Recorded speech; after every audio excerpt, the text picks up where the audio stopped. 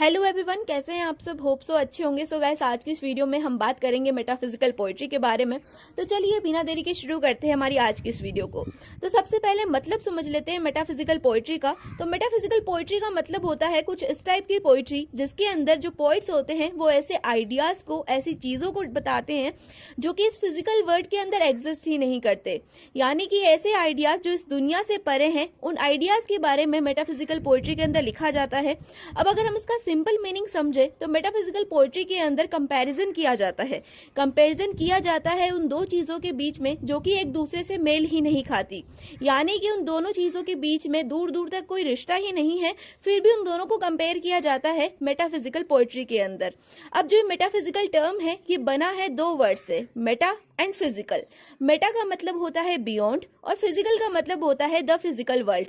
तो इस पूरी टर्म का मतलब है बियॉन्ड द फिजिकल वर्ल्ड, यानी कि दुनिया से परे। और ये जो मेटाफिजिकल वर्ड है ये यूज किया गया था स्पेशली 17th सेंचुरी के कुछ ग्रुप ऑफ पोइट्स के लिए। उनके नाम हैं John Donne, George Herbert, Andrew Marvell, Abraham Cowley, Thomas Traherne, Henry Vaughan, Richard Leigh, John Cleveland and Edward Benlowes. तो ये कुछ पोइट्स थे 17th सेंचुरी के जो कि मेटाफिजिकल पोइट्री क्या करते थे, यानी कि ये मेटाफिजिकल पोइट थे। लेकिन इन्हें पता नहीं था कि ये एक मेटाफिजिकल पोइट है, मतलब इनके मरने तक इन्हें ये पता नहीं चल पाया कि ये एक मेटाफिजिकल पोइट हैं। और ये सभी के सभी पोइट्स फॉलो करते थे जॉन डोने को। तो जॉन डोने को हम मेटाफिजिकल पोइट्री का फादर भी कह सकते हैं। जॉन डोने ने ही सबसे पहले मेटाफिजिकल पोइट्री करना शुरू करा था। और जॉन डोने का जो एक पोएम को लिखने का स्टाइल था उसे बाकी के सभी राइटर्स या फिर सभी के सभी पोइट्स फॉलो किया करते थे। तो इस चीज को देखते हुए हम जॉन डोने को मेटाफिजिकल पोइट्री के स्कूल का प्रिंसिपल भी कह सकते हैं। अब बात जॉन डोने की हो ही रही है तो क्यों ना इनके बारे में थोड़ा और जान लिया जाए। तो जॉन डोने एक इंटेलिजेंट पोइट थे, साथ ही वो एक हाईली एजुकेटेड पर्सन भी थे। इसी वजह से इन्हें मोनार्क ऑफ विट भी कहा जाता है, यानी कि बुद्धिमानी का राजा। तो जॉन डोने एलिजाबेथन एज के अंदर भी प्रेजेंट थे एंड जैकोबियन एज के अंदर भी ये प्रेजेंट थे। लेकिन जैसे कि मैंने आपको कहा, यहाँ पर हमने जितने भी पोइट्स के बारे में बात करी है इन सभी ने अपना वर्क कभी पब्लिश नहीं करवाया। यानी कि जो भी पोएम्स इन्होंने लिखी थी अपनी लाइफ के अंदर वो इन्होंने कभी पब्लिश नहीं करवाई, एक्सेप्ट जॉन डोने। जॉन डोने ने अपने जीते जी कुछ पोएम्स थी जो इन्होंने पब्लिश करवा रखी थी, लेकिन सारी पोएम्स इन्होंने कभी पब्लिश नहीं करवाई। तो जितने भी पोइट्स हुए इनके मरने के बाद में जो इनका वर्क था उसे पब्लिश किया गया। इसी वजह से जॉन डोने का जो वर्क था, जॉन डोने की जो पोएम्स थी वो भी इनके मरने के बाद में पब्लिश की गई, यानी कि लेट रिनेसा में। तो इसी वजह से जॉन डोने को लेट रिनेसा का पोइट कहा जाता है। अब यहाँ पर हमने जॉन डोने के बारे में तो बात कर ली है कि वो एक मेटाफिजिकल पोइट थे, उन्होंने बहुत सारी पोएम्स लिखी हैं। लेकिन ये जो बाकी के पोइट्स थे ये भी हाईली एजुकेटेड थे, हाईली इंटेलेक्चुअल थे और इन्होंने भी बहुत सारी मेटाफिजिकल पोइट्रीज की हैं। तो जैसे कि मैंने आपसे कहा कि इन सभी पोइट्स को ये नहीं पता था कि ये एक मेटाफिजिकल पोइट है। इसका मतलब क्या हुआ? इसका मतलब ये है कि 17th सेंचुरी के एंड तक किसी को नहीं पता था कि मेटाफिजिकल क्या होता है। तो इसका मतलब है कि जो मेटाफिजिकल वर्ड है वो इंट्रोड्यूस किया गया था 18th सेंचुरी में। तो मेटाफिजिकल वर्ड 18th सेंचुरी में इंट्रोड्यूस हुआ और इसे इंट्रोड्यूस किया सैमुअल जॉनसन ने। तो सैमुअल जॉनसन 18th सेंचुरी के एक बहुत ही फेमस ऑथर रहे हैं और इन्होंने अपनी book lives of the most eminent English poet में 52 पोइट्स की बायोग्राफी लिखी है, यानी कि 52 पोइट्स की शॉर्ट बायोग्राफी लिखी है। और जब ये अब्राहम कॉली की बायोग्राफी लिख रहे थे तो उस समय इन्होंने एक टर्म यूज करी जिसका नाम था मेटाफिजिकल। तो मेटाफिजिकल का मतलब होता है बियॉन्ड द फिजिकल वर्ल्ड, यानी कि दुनिया से परे। तो यहाँ पर जितने भी पोइट्स की बात की गई, जितने भी मेटाफिजिकल पोइट्स की बात की गई, वो सभी सेम स्टाइल में लिखते थे, यानी कि उन सभी के लिखने का तरीका सेम हुआ करता था। ये सभी राइटर्स अपनी पोइट्री के अंदर दिखाते थे कि ये कितने ज़्यादा इंटेलिजेंट हैं। तो ये अपनी इंटेलिजेंसी को अपनी पोएम्स के अंदर दिखाया करते थे। और ये जब दो चीज़ों को कंपेयर करते थे तो वो बिल्कुल ही डिफरेंट हुआ करती थी, यानी कि दो ऐसी चीज़ें जो एक दूसरे से बिल्कुल भी मेल नहीं खाती, उन दोनों चीज़ों को ये कंपेयर किया करते थे अपनी पोएम्स के अंदर, जो कि बिल्कुल अनएक्सपेक्टेड होता था। अब यहाँ पर मैं आपको दो एग्जाम्पल देती हूँ। तो जॉन डोने की एक बहुत ही फेमस पोएम है जिसका नाम है द क्ले। क्ले का मतलब होता है एक कीड़ा जो कि खून चूसता है।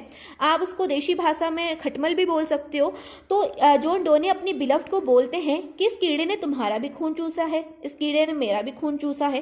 तो इसका मतलब है कि ये कीड़ा हमारा बच्चा है, तो हमने बिना कुछ करे इस बच्चे को पैदा किया है। तो यहाँ पर आप देख सकते हो कि कितना अजीब कंपैरिजन है, एक कीड़े को एक इंसान के बच्चे के साथ में कंपेयर किया जा रहा है, और ये बिल्कुल अनएक्सपेक्टेड था।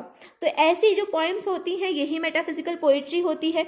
अब एक और एग्जांपल मैं आपके लिए लेके आई हूँ, जो कि है जॉन डोने की ही एक पोएम है जिसका नाम है अ वैलेडिक्शन ऑफ फॉरबिडिंग मॉर्निंग। तो इस पोएम के अंदर जॉन डो ने दो लवर्स को एक कंपास बॉक्स के साथ में कंपेयर करते हैं। दो लवर्स को वो एक जियोमेट्री कंपास के साथ में कंपेयर करते हुए बोलते हैं कि जैसे इस कंपास के दोनों जो पॉइंट हैं वो एक दूसरे से कितना भी दूर जा सकते हैं, लेकिन वापस से उन्हें एक दूसरे के पास आना पड़ेगा। वैसे ही दो लवर्स चाहे जितना मर्जी दूर चले जाएं, एक टाइम पर उन्हें एक दूसरे के पास आना ही पड़ेगा।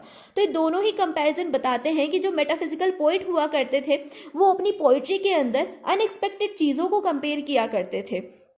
साथ ही जो मेटाफिजिकल पोइट होते थे ये अपनी पोएम्स के अंदर सिमिली एंड मेटाफर का यूज करते थे, और ये जो भी क्वेश्चंस अपनी पोएम्स के अंदर रेज करते थे वो बहुत ज़्यादा डिफरेंट हुआ करते थे, यानी कि उनका आंसर तो अभी तक हमारी साइंस के पास भी नहीं है, और एक नॉर्मल इंसान ऐसे क्वेश्चन सोच भी नहीं सकता जो क्वेश्चंस मेटाफिजिकल पोइट्री के अंदर पूछे जाते थे। जैसे कि क्या भगवान एग्जिस्ट करते हैं, भगवान होते हैं, क्या हमारी जो सोल है, हमारी जो आत्मा है वो टाइम ट्रेवल कर सकती है, और अगर हम टाइम ट्रेवल कर सकते हैं तो हम टाइम ट्रेवल करके कौन सी दुनिया में जाते हैं, वो दुनिया कैसी होती है, और जो हमें दिखता है क्या वही सच है। तो ऐसे जो क्वेश्चंस थे वो मेटाफिजिकल पोइट्री के अंदर पूछे जाते थे। मेटाफिजिकल पोइट्री के अंदर हमेशा डीप टॉपिक्स के बारे में बात होती थी, जैसे कि सोल, लव, रिलीजन, स्पिरिचुअलिटी, ऐसे टॉपिक्स के बारे में मेटाफिजिकल पोइट्री के अंदर डिस्कस किया जाता था। मेटाफिजिकल पोइट्स का सिर्फ और सिर्फ एक ही मकसद होता था, अपने जितने भी उनके रीडर हैं उन सभी को एक इमेजिनरी वर्ल्ड के अंदर लेकर के जाना, एक ऐसी दुनिया जहां पर जीने का तरीका ही डिफरेंट हो। और मेटाफिजिकल जो पोइट होते थे वो हमेशा अपनी पोइट्री के अंदर स्मॉल वर्ड्स का यूज करते थे, यानी कि कम से कम शब्दों में वो अपनी पोएम को कंप्लीट करने की कोशिश करते थे। और 20th सेंचुरी में टी.एस. एलियट ने मेटाफिजिकल पोइट्री के इंपॉर्टेंस को भी डिस्क्राइब करा था, और वो अपने वर्क के अंदर मेटाफिजिकल पोइट्री का यूज करा करते थे। और टी.एस. एलियट ने 1921 में एक ऐसे भी लिखा था जिसका नाम था द मेटाफिजिकल पोइट। तो यहाँ पर आपकी जो मेटाफिजिकल पोइट्री है वो कंप्लीट होती है। होप सो आपको मेरा एक्सप्लेनेशन अच्छा लगा होगा, और वीडियो अच्छी लगी है तो जाओ यार फटाफट से एक लाइक कर दो, और चैनल को सब्सक्राइब करना बिल्कुल भी मत भूलना। और अगर वीडियो अच्छी लगी है ना तो यार फटाफट से जाके अपने फ्रेंड्स के साथ भी शेयर कर दो। तो मिलते हैं नेक्स्ट वीडियो में, तब तक के लिए बाय बाय, टेक केयर।